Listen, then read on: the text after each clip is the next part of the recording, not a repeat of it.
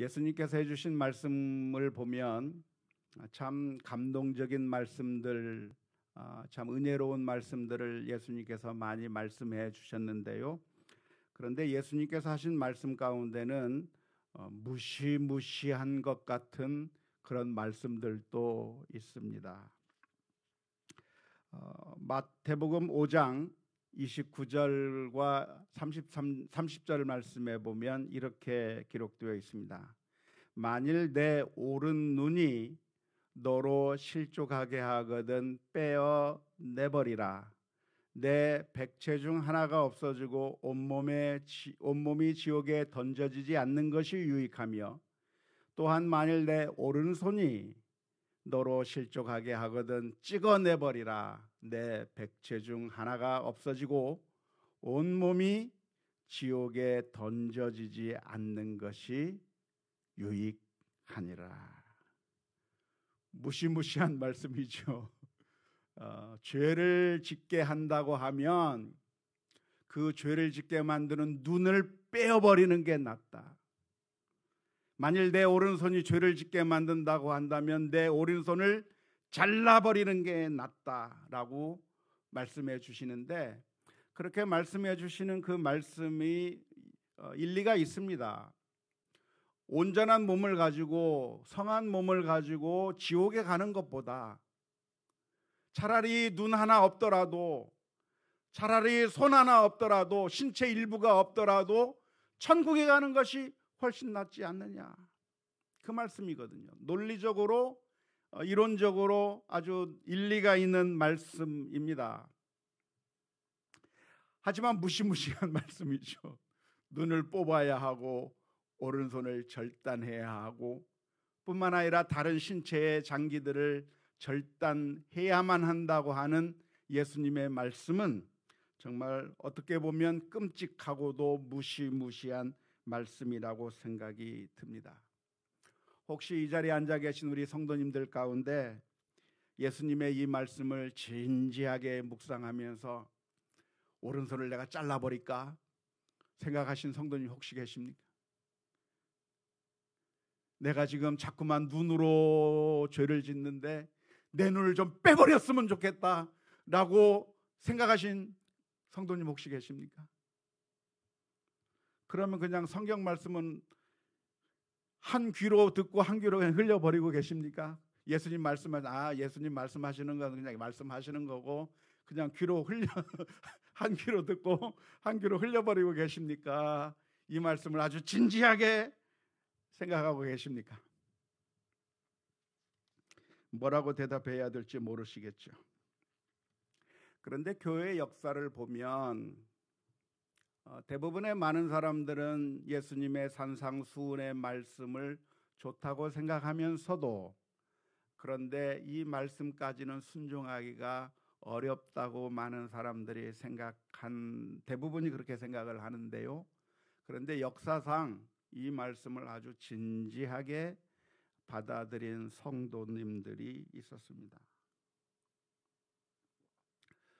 그들은 하나님의 말씀을 묵상하는 가운데, 주님의 말씀을 묵상하는 가운데, 그리고 자기 자신의 모습을 보면서 자꾸만 내 속에서부터 죄를 짓게 하는 그런 악한 생각들이 떠오르고, 그리고 내가 실제로 그렇게 죄를 반복하는 것을 정말 괴로워하면서, 하나님, 내가 이 죄를 더 이상 짓고 싶지 않습니다, 이 죄를 끊어버리고 싶습니다라고 하는 그런 간절한 마음에 실제로 자신의 신체 일부를 절단해버린 그런 성도들이 역사상 몇 명 있습니다. 스스로 고자가 된 그런 성도들도 있었습니다. 여기서 우리가 질문 한번 던져볼 필요가 있겠는데요. 정말 우리도 예수님 말씀처럼 진지하게 이 말씀을 받아들여야 하는 것일까? 우리도 지옥에 가는 것보다는 눈이라도 빼버리는 게 낫겠고, 손이라도 잘라버리는 게 낫겠고, 아니면 내 신체 일부를 절단해서라도 내가 신앙생활을 바르게 해야 하는 것이 옳을까라고 하는 그런 진지한 질문을 던져볼 필요가 있습니다. 만일 우리가 그런 신체의 일부를 절단해서 완전히 죄를 범하지 않을 수만 있다고 한다면 아마 그렇게 하는 것이 맞을 겁니다. 그런데 문제는 신체를 절단한다고 해서 죄를 안 짓는 게 아니라고 하는데 문제가 있습니다.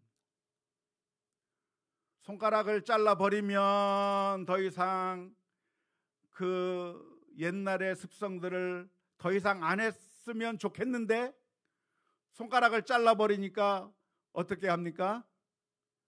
발가락으로 화투를 친단 말이에요. 손가락을 잘라서 해결될 문제가 아닌 거예요. 죄의 문제가. 죄의 문제가 그렇게 간단한 문제가 아닌 겁니다. 내가 이것을 눈을 빼버리면 죄를 짓지 않을 수 있을까? 오른손을 잘라버리면 죄를 짓지 않을 수 있을까? 그렇게 결단하는 그 마음은 정말 진지한 마음이라고 생각할 수가 있겠지만, 그러나 실제로 우리가 그런 결단을 한다고 해서 그래서 이제는 죄를 전혀 짓지 않은 완벽한 사람으로 바뀌게 될 가능성은 전혀 없습니다. 예수님의 말씀을 이해하는 방법이 있는데요, 예수님의 말씀은 일종의 조건문으로 되어 있습니다. 만일 무엇 한다면 무엇을 해야 한다라고 하는 식의 조건문의 형태로 이루어져 있습니다. 이것은 헬라어 원문에서 보면 이 조건문이 참일 때 귀결절도 참이라고 하는 형식의 문장입니다. 다시 말하자면 눈이 너로 하여금 죄를 짓는 것이 참이라고 한다면, 그렇다고 한다면 반드시 눈을 빼어버려야 한다고 하는 것이고, 만일 오른손이 너로 하여금 죄를 짓게 만드는 것이 참이라고 한다면, 그렇다고 한다면 너희들의 오른손을 잘라버려야 한다고 하는 형식의 문장이 바로 예수님께서 말씀하신 문장의 의미입니다. 그런데 우리로 하여금 죄를 짓는 게 무엇이냐면 눈이 우리로 하여금 죄를 짓게 만드는 게 아닌 거예요. 오른손이 우리로 하여금 죄를 짓게 만드는 것이 아닌 건 거죠. 오른손을 사용해서 눈을 통해서 우리가 죄를 범하고 있지만 궁극적으로 우리가 죄를 짓게 만드는 그 원인이 눈에 있느냐? 아니에요. 오른손에 있느냐? 아니에요. 그래서 눈을 빼내도 오른손을 잘라내도 계속해서 죄를 짓는 이유가 무엇이냐면 눈이 우리로 하여금 죄를 짓게 만들고 오른손이 우리로 하여금 죄를 짓게 만드는 것이 아니기 때문에, 만일 그게 죄를 짓는 것이라고 한다면 잘라내 버려야 하는 것이 당연할 수도 있겠지만, 그러나 안타깝게도 우리로 하여금 죄를 짓게 만드는 것은 눈이 죄를 짓게 만드는 것도 아니고 오른손이 죄를 짓게 만드는 것이 아닙니다. 죄를 짓게 만드는 게 무엇이 죄를 짓게 만드는 것이죠? 마음이 죄를 짓게 만드는 것입니다. 그래서 오늘 읽은 잠언서 4장의 말씀을 보면, 특별히 23절의 말씀을 보면 이렇게 표현하고 있습니다. 모든 지킬 만한 것 중에 더욱 내 마음을 지켜라. 생명의 근원이 이에서 남이니라. 생명이 어디에서부터 나오느냐? 사람의 마음에서부터 나온다는 겁니다. 생명이 나온다는 이야기는 무슨 이야기일까요? 우리가 죄를 짓고 망하게 되는 것도 어디서부터 비롯되는가? 우리가 사느냐 죽느냐? 우리가 하나님 앞에 거룩하게 되느냐 거룩하지 되지 못하게 되느냐? 이 모든 것들이 어디에 달려 있다고 하는 말입니까? 우리의 마음에 달려 있다고 오늘 잠언서 4장 23절 가운데서 말씀해 주고 있는 것입니다.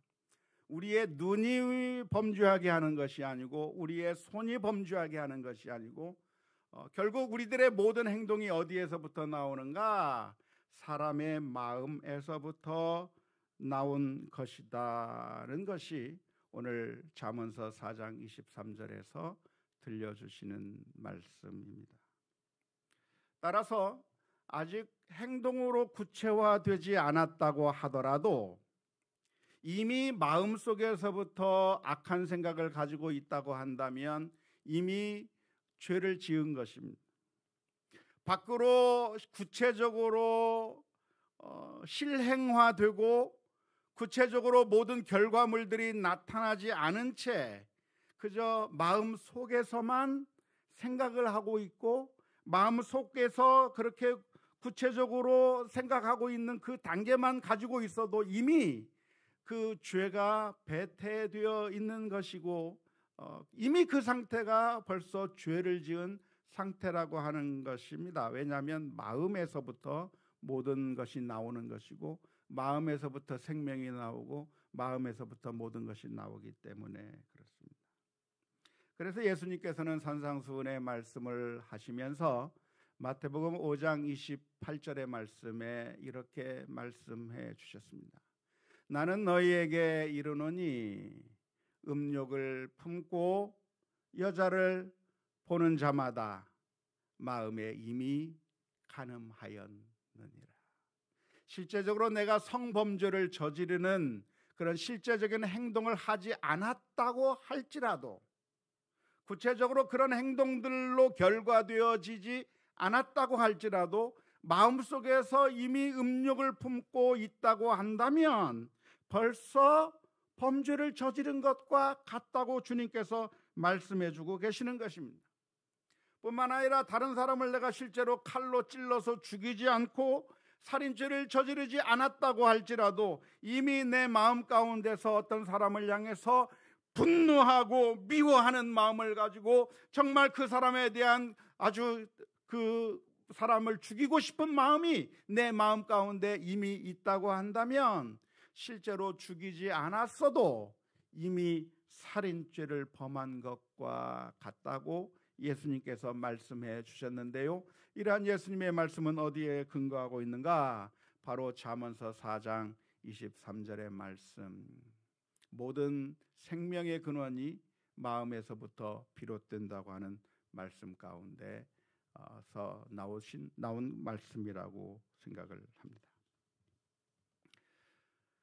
하지만 오해하지 않았으면 좋겠습니다.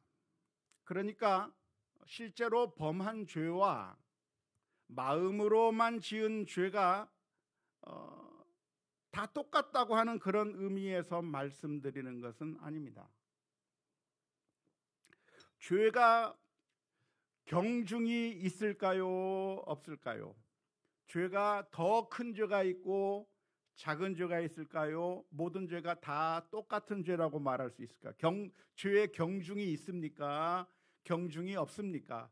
모든 죄가 다 똑같습니까? 어떤 죄는 더 큰 죄가 있고 어떤 죄는 좀 작은 죄가 있습니까? 한번 질문을 던져봐야 되나요? 오래간만에? 죄의 경중이 있을 거라고 생각하십니까? 모든 죄가 다 똑같다고 생각하십니까? 이에 대한 대답은 yes and no입니다. 경중이 있기도 하고 경중이 없기도 하다는 것이 정답입니다. 우선 죄의 경중 자체가 없다고 말할 수 있겠는데요. 다시 말하자면 실제로 사람을 찔러서 죽인 살인죄나 마음으로만 생각하고 있었던 그 미워하는 그 마음이나 그 죄가 살인죄가 더 크고 마음으로만 미워한 것은 그것은 뭐 별거 아니야 라고 할 수 있는 것이 아니라 모든 죄가 다 똑같은 죄고 모든 죄가 다 무서운 죄라고 이야기 똑같은 그 크기가 있는 것이지 실제로 살인을 범하면 더 큰 죄고 마음으로만 미워하는 것은 그건 별 뭐 괜찮은 죄다 그건 아무 문제 안 된다라고 할 수 있는 것이 있느냐라고 하는 그런 질문에 대해서는 아니요. 성경의 가르침은 무엇이냐면 마음으로 짓는 죄이든 실제로 사람을 죽이는 죄이든 다 똑같은 죄라고 성경에서는 가르쳐주고 있습니다. 어떤 점에서 똑같나요?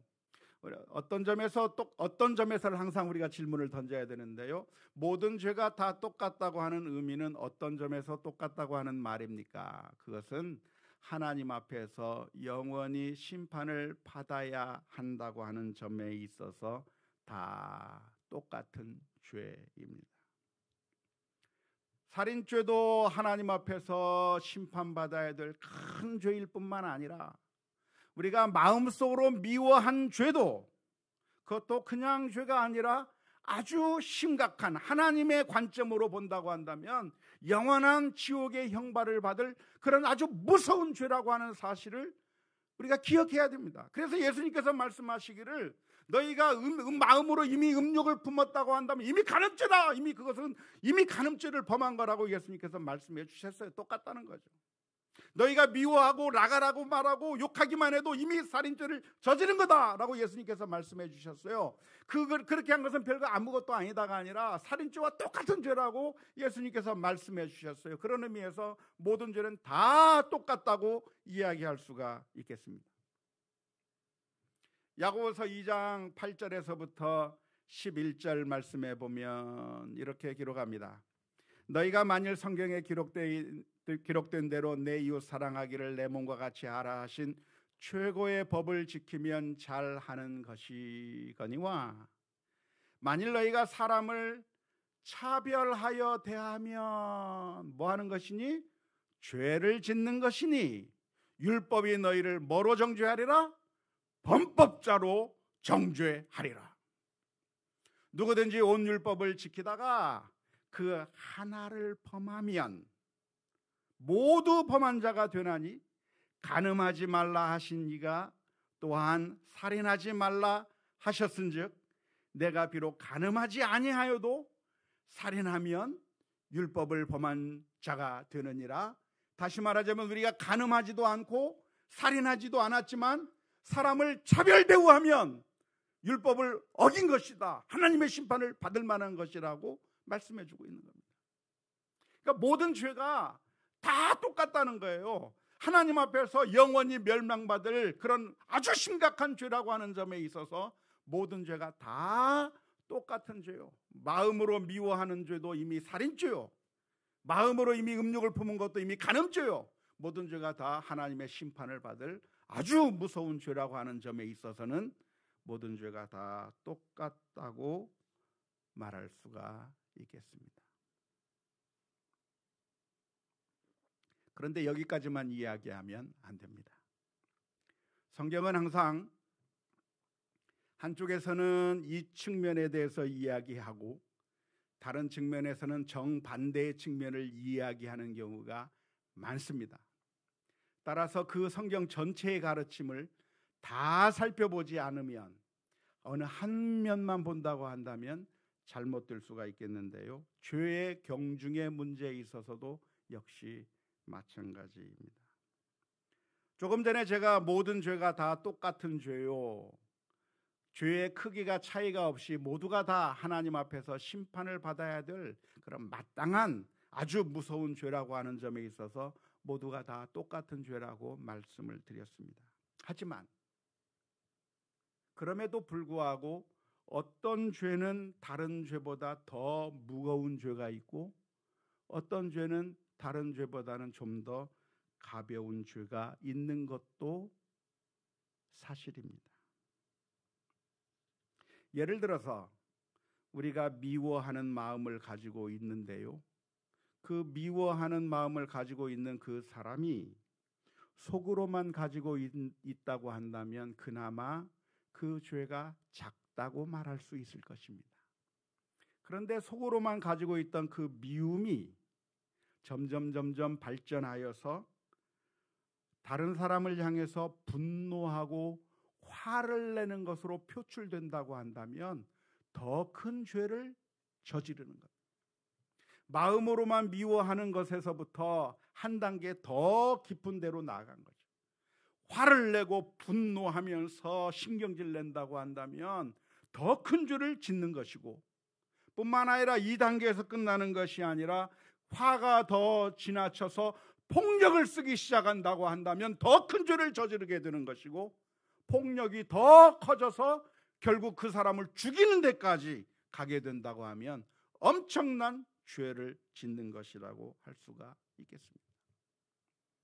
따라서 죄가 다 똑같은 죄, 하나님 앞에서 다 심판을 받아야 될 그런 모든 죄가 다 똑같다고 하는 면도 있지만, 그럼에도 불구하고 죄의 경중이 있는 거예요. 큰 죄가 있고 작은 죄가 있는 거예요.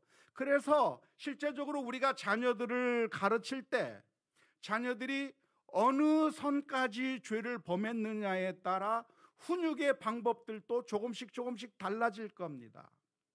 뿐만 아니라 이 사회에서 죄를 벌할 때에도 어떻게 벌할 것인가에 대한 것이 조금씩 그 죄의 크기에 따라 달라질 수밖에 없는 겁니다.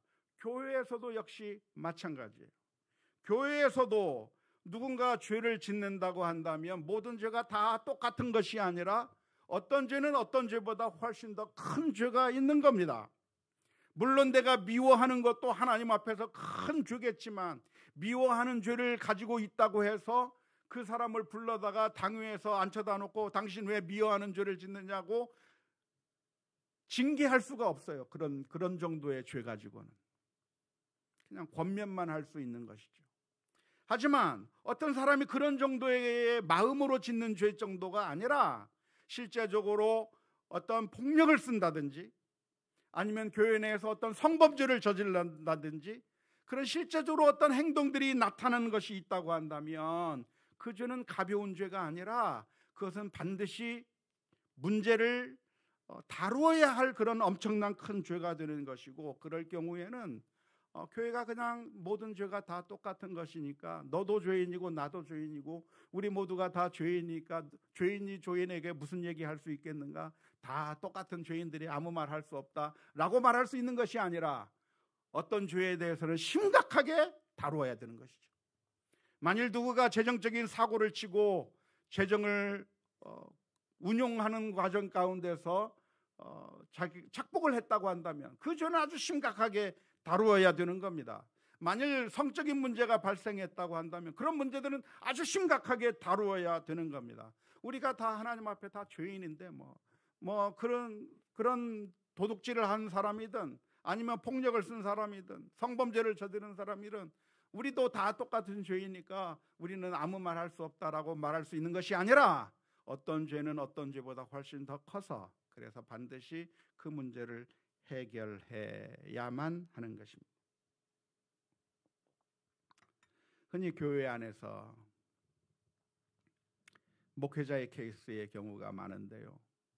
목회자가 부도덕하고 성범죄를 저지른다고 한다면 우리 많은 성도님들이 부당하게 감싸고 돌면서 온정주의로 감싸고 돌 때가 많이 있고, 그때 늘 나오는 말이 누가 누구에게 돌을 던지겠는가, 우리 다 같은 죄인인데 누가 누구를 향해서 비난할 수 있겠는가 하면서 그냥 온정주의로 가려고 하는 경우가 많이 있습니다. 하지만 성경은 그렇게 가르쳐주고 있지 않습니다. 고린도전서 5장의 말씀에 보면 만일 교회 가운데 그러한 범죄가 있다고 한다면 너희들이 판단해서 그래서 교회 밖으로 출교시키라고 권고하고 있는 겁니다. 마음속으로 미워하는 정도 가지고는 그렇게 할 수 없겠지만, 그러나 아주 심각한 죄, 정말 더 큰 죄를 짓는다고 한다면 그런 문제들은 사퇴를 시켜야 되기도 하고 더 나아가서는 면직을 시켜야 될 만한 그런 중범죄도 있다고 하는 사실을 기억해야 되는데, 종종 우리 교인들 가운데는 죄에 대한 관점이 혼란스러워서 그래서 꼭 이런 상황이 되면 다 모든 죄가 다 똑같은 죄다, 우리도 다 죄를 짓는다, 우리도 다 마음속으로 이미 간음했고 우리도 마음속으로 이미 다 살인했고 그런 죄고 다 똑같은 죄를 지었는데 누가 누구에게 무슨 말 하겠느냐 하면서 유야무야 하려고 하는 그런 경향들이 있는데 절대로 그렇지 않습니다. 모든 죄가 하나님 앞에서 심판받아야 될 무서운 죄이지만 그럼에도 불구하고 실제적으로 교회 내에서 그리고 우리 가정에서 자녀들을 양육할 때 그리고 사회에서 그 문제들을 치리하고 형벌을 줄 때는 죄의 경중에 따라 가벼운 죄는 가볍게, 무거운 죄는 무겁게 처리해야만 한다고 하는 사실을 기억해야 할 것입니다. 아무튼 그럼에도 불구하고 모든 죄가 어디에서부터 나오는가? 모든 문제가 어디서부터 나오는가? 어디서부터 나온다는 이야기입니까? 마음에서부터 나온다. 죄가 나오든 의의가 나오든 그 출발점이 어디에 있는가? 마음에서부터 나온다는 거예요. 살인도 도둑질도 폭력도 그 어떤 것도 다 그 출발점이 어디에서부터 나오는가? 마음에서부터 나오기 때문에, 그래서 잠언서 4장 23절의 말씀은 너희들의 마음을 잘 지켜야 된다. 우리가 지켜야 될 것들이 많은데 도둑으로부터 지키고 또 돈을 지키고 건강을 지키고 우리가 지켜야 될 것들이 많이 있는데 그 가운데서 제일 중요하게 지켜야 될 것이 무엇인가? 그것은 바로 우리들의 마음을 지키는 것이 최고로 중요한데, 왜냐하면 이 마음에서부터 모든 것들이 다 나온다. 생명이 나오고 모든 것들이 다 나오기 때문이라고 말씀해주고 계십니다. 어떤 의미에서 보면 불교의 가르침과 유사한 면이 여기에 있는 것이죠. 불교에서도 말하기를 일체 유심조라 해서 모든 것들이 다 마음에 달려 있다라고 이야기하고 있는데, 약간 비슷하고 아무튼 많은 차이점이 있긴 하지만 약간의 비슷한 점이 있을 수가 있겠습니다. 자, 그렇다고 한다면 모든 것이 생명이 마음에서부터 나온다, 생명의 근원이 마음에 달려 있다라고 한다면 결국 우리가 그 마음을 지켜야 한다고 오늘 말씀에서 권고하고 있는데, 자, 마음을 지켜야 한다고 하는 말은 그럼 무슨 의미일까요? 마음을 지켜서 어떻게 하라는 얘기입니까? 24절부터 27절의 말씀에 이렇게 기록하고 있습니다. 구부러진 말을 내 입에서 버리며 비뚤어진 말을 내 입에서 멀리하라. 내 눈은 바로 보며 내 눈꺼풀은 내 앞을 곧게 살펴 내 발이 행할 길을 평탄하게 하며 내 모든 길을 든든히 하라. 좌로나 우로나 치우치지 말고 내 발을 악에서 떠나게 하라. 그러니까 우리들의 마음을 잘 지켜서 말을 할 때도 잘못된 말을 하면 안 된다는 거예요. 우리가 보는 것도 마음을 잘 지켜서 제대로 잘 봐야 된다고 하는 거예요. 걸어가는 것도 마음을 잘 지켜서 좌로나 우로나 치우쳐서 잘못된 길로 갈 게 아니라 정말 하나님께서 원하시는 바른 길로 걸어가야 된다고 말씀하고 있는 것입니다. 여기서 좌로나 우로나 치우치지 말라고 하는 것은 좌파가 되거나 우파가 되거나 하지 말라고 하는 그런 의미는 아닙니다. 좌파 우파는 현대적인 개념이고 이 당시에는 그런 개념이 없었습니다. 좌로나 우로나 치우치지 말라고 하는 이야기는 하나님의 말씀에 그대로 순종해야 되는 것이지, 하나님의 말씀 가운데서 조금이라도 벗어나는 길로 가면 안 된다라고 하는 그런 의미의 말씀입니다. 어떻게 우리가 바른 길로 갈 수 있는가? 우리의 마음을 지켜야 된다는 것이죠. 근데 여기서 문제가 있습니다. 어떻게 우리가 마음을 지킬 수 있을까요? 마음을 지켜라. 결국 모든 것이 생명이 모든 게 이 마음에 달려 있다고 하는데 그 마음을 어떻게 지켜야 된다고 하는 말인가? 마음을 여러분 지킬 수가 있습니까? 마음이라고 하는 것은 참 신기한 거죠. 왜냐? 마음이 누구 겁니까? 내 거예요. 그런데 내 마음대로 할 수 있나요? 내 마음이? 마음은 내 마음인데 내 마음대로 안 되는 게 내 마음이에요. 슬퍼하지 말아야 되겠다 하면 안 슬퍼지던가요? 걱정하지 말아야 되겠다 하면 걱정이 없어지던가요? 두려워하지 않아야 되겠다 하면 두려움이 없어지던가요? 아니요. 문제는 우리가 마음을 컨트롤할 수 없다는데 거기에 문제가 있어요. 내가 두려워하고 싶지 않아요. 그런데 무서운 걸 어떡하겠어요? 두려운데 어떡하겠어요? 슬퍼하고 싶지 않아요. 기뻐하고 싶어요. 그런데 자꾸만 눈물이 나오고 슬픈데 어떡하겠어요? 내 마음속에 의심을 없애버리고 싶어요. 의심이 없이 담대하게 살고 싶어요. 그런데 자꾸만 마음속에서 의심이 떠오르는 그것을 우리가 무슨 재주로 의심을 없앨 수가 있다는 말입니까? 마음을 우리가 컨트롤할 수 없는 것인데 왜 오늘 잠언서 4장 23절에서는 무릇 지킬 만한 것보다 내 마음을 지키라 라고 명령하고 있는 그 이유가 무엇이겠습니까? 우리가 정말 지킬 수가 있기 때문에 이 말씀을 하는 것일까요?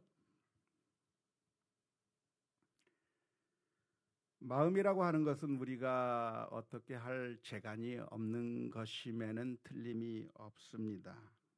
하지만 그렇다고 해서 마음이 우리들의 의지와 전혀 동떨어져 있어서 우리들의 의지와는 상관없이 마음대로 노는 것도 아닙니다.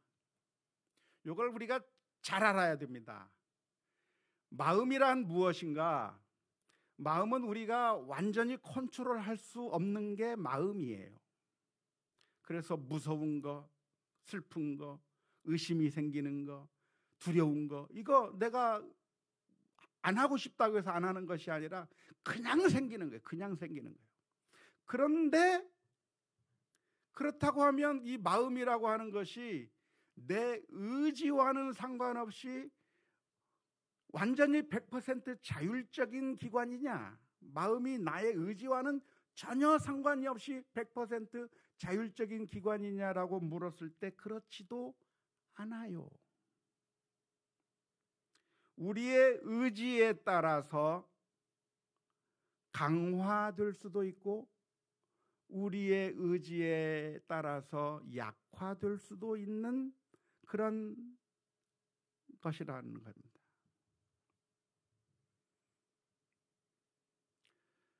예를 들자면 우리들의 마음속에 어떤 생각이 떠오르는 것은 우리가 컨트롤할 수 있는 것이 아닙니다. 예전에 어떤 대학에서 어떤 대학 교수가 학생들에게 숙제를 내줬습니다. 여러분, 이번 한 주간 동안 숙제를 해와야 되는데 이번 한 주간 동안에 여러분들은 코끼리에 대해서 단 한 번도 생각하지 말고 오십시오. 그랬어요. 코끼리에 대해서 절대로 생각하지 말고 오십시오 라고 이야기를 했어요. 학생들이 일주일을 있는 동안 코끼리 생각을 했을까요? 안 했을까요? 코끼리 생각을 하는 거예요. 교수님이 숙제를 내주기를 코끼리 생각하지 마 그랬는데 코끼리 생각이 나요. 왜? 우리들의 마음은 내가 컨트롤할 수 있는 것이 아니라서 코끼리 생각하지 말라고 하면 안 나는 것이 아니라 자꾸 생각이 나는 거예요. 생각이 나.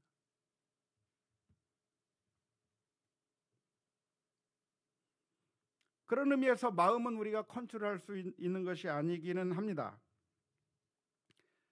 그래서 우리는 좋은 것을 보면 갖고 싶은 마음이 생기는 거죠. 견물생심이라고 해서 물건을 보면 갖고 싶은 욕심이 생기는 겁니다. 이걸 남몰래 내가 훔쳐도 되겠다 싶으면 훔치고 싶은 마음이 자동적으로 생기는 겁니다. 나에게 어떤 권한이 주어졌을 때 그리고 다른 사람들이 이것을 확인하지 못할 것 같다고 하는 생각이 드는 순간 이것을 내 마음대로 악하게 쓰고 싶은 마음들이 자동적으로 생겨나게 되어 있는 겁니다. 성적인 자극이 주어지면 음욕이 자동적으로 생겨나게 되어 있는 겁니다. 누군가 우리들의 성질을 건들면 화가 돋아나게 되어 있는 겁니다. 억울한 일을 당하게 되면 분노가 치밀어 솟아오르게 되어 있고 원수를 갚고 싶은 생각들이 자꾸만 떠오르게 되어 있는 겁니다. 자동 반사로 나오게 되어 있는 겁니다. 그걸 우리가 컨트롤할 수가 없습니다. 그런데 이런 생각이 떠올랐을 때 그 생각을 지속적으로 발전시키느냐 아니면 아하, 이게 아니지, 하나님께서 이것을 원하지 않으시지, 그러면서 그 생각을 소멸시키느냐는 우리의 의지에 달려 있습니다. 믿습니까? 그래서 마틴 루터는 이런 이야기를 했습니다. 마틴 루터가 한 말인지 아닌지 정확하지는 않지만 마틴 루터가 한 말이라고 알려진 말 가운데 이런 말이 있는데요. 공중의 새가 우리의 머리 위로 스쳐 지나가는 것을 막을 방법은 없다. 그런데 그 새가 내 머리 위에 둥지를 트는 것은 막을 수 있다. 이건 정말 멋있는 표현이에요. 우리들의 마음 가운데서 생각이 떠오르는 것 막을 수 있나요? 못 막아요. 물건을 보면 욕심이 생기고, 성적인 자극을 받으면 음욕이 생기고, 누군가 나를 건들면 분노가 치밀어 솟아오르고 하는 그런 일차적인 반응들을 막을 방법이 있는가? 없어요. 슬픈 일을 당하면 슬프고, 무서운 일을 만나면 무섭고, 두려운 일을 만나면 두려운 것이고, 그리고 불확실한 상황 가운데서는 의심이 생기게 마련인 것이 그게 우리들의 마음의 일차적인 반응이라고 할 수가 있는 겁니다. 그런데 그것까지는 우리가 컨트롤할 수 없는데, 과연 그 생각을 지속시켜서 발전시키고 또 발전시켜서 그 죄를 계속 짓느냐, 아니면 아니지, 이것은 주님께서 원하지 않는 것이지 하면서 내 마음을 억눌러서 그것이 현실화되지 않도록, 아니 내가 악한 죄를 범하려고 했다가도 이건 아니지 하면서 그 자리에서 중단하고 뒤로 뺄 수 있는 것은 우리가 충분히 할 수 있는 것입니다.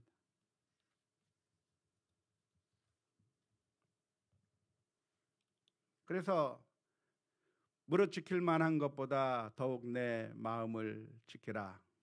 생명의 근원이 이에서 남이니라고 하시는 이 말씀은 결국 우리로 하여금 우리들의 마음 가운데 이러한 생각들이 솟아올랐을 때 그냥 우리 자신을 이 생각에 편승시켜서 될 대로 되라, 그 생각에 끌려다니면서 결국 망하는 길로 갈 게 아니라 그 순간에 스탑 해야 된다는 거예요. 스탑. 죄를 범하려고 했지만, 욕심이 생겼지만, 그 마음속에 그런 욕심이 생길 수가 있어요. 그것은 우리가 어쩔 수가 없어요. 욕심이 생기는 것은, 좋은 걸 보면 욕심이 생겨요. 그런데 하나님께서 원하시는 것이 아니라고 하는 것을 알게 되면 이래서는 안 되지 하고 그 자리에서 스탑해야 되는 거예요. 음욕이 들어요. 그런데 그 음욕을 발전시켜서 저기 있는 저 아녀자가 네 집 여자인지 알아보라고 물어보게 만들고 데려오게 만들고 생각을 발전시켜서 음란한 죄를 저지른 데까지 나가면 안 되는 거예요. 그 순간에 이래서는 안 되는구나 하고 스탑을 시켜야 되는 거예요. 그건 할 수 있는 거예요. 우리들의 마음 가운데 우리에게 잘못한 그 수많은 사람들을 향해서 분노가 왜 안 생기겠어요? 내 옆에 지나가는 차가 나를 향해서 빵빵거리면서 욕을 한마디 해나고 하면서 갈 때 하면서 가서 복수하고 싶은 마음이 왜 안 생기겠어요? 그 순간에 생기죠. 그런데 그걸 실천할 것이 아니라 이러면 안 된다고 그랬지. 우리 그 순간에 멈추는 결단을 해야 된다는 거예요. 우리의 마음을 지켜야 된다는 거예요. 우리의 마음이 그쪽으로 발전하지 않도록. 우리를 힘들게 한 사람들이 있고 우리에게 고통을 준 사람들이 있는 것에 대해서 우리들의 마음의 문을 닫아버리고 싶은 것이 우리들의 자연스러운 마음입니다. 그런데 그 마음을 계속 끝까지 갖고 있으면서 상종을 하지 않고 더 이상 이야기하지 않고 차갑게 대하면서 끝까지 관계를 끊어버리는 것은 주님께서 기뻐하시는 일이 아닙니다. 그런데 우리는 그러고 싶지 않기도 하고 그 순간에 우리의 마음을 지키려고 하기보다는 그냥 내버려둘 때가 너무나도 많습니다. 그래서 오늘 저와 여러분들은 하나님 앞에 기도하며 나가야 합니다. 주님, 이 더러운 죄악을 용서하여 주옵소서. 저희들의 죄를 제거해 주시고 예수 그리스도의 십자가의 보혈로 씻어 주셔서 내 그 옹졸한 마음 때문에 우리들의 죄악으로 인해서 우리 주님께서 십자가 위에서 못 박혀 죽으셨는데 그 보혈의 은혜가 오늘 우리들에게 임하게 하셔서 그래서 변화되게 하여 주옵소서. 기도하며 나가야 될 줄로 믿습니다. 주의 성령께서 저희들의 심령 가운데 임재하시고 주님께서 저희들의 눈에 파수꾼을 세워주시고 저희들의 입에 파수꾼을 세워주시고 마음에 파수꾼을 세워주시옵소서. 주님의 뜻에 순종하며 나아가는 하나님의 귀한 백성들 되게 해 주옵소서. 기도하며 나아가고 그래서 마음을 지킬 수 있는 흔들릴 때 잡고 하나님께서 원하시는 일이 무엇인지를 분별하는 우리 모두가 다 될 수 있기를 주님의 이름으로 축원합니다.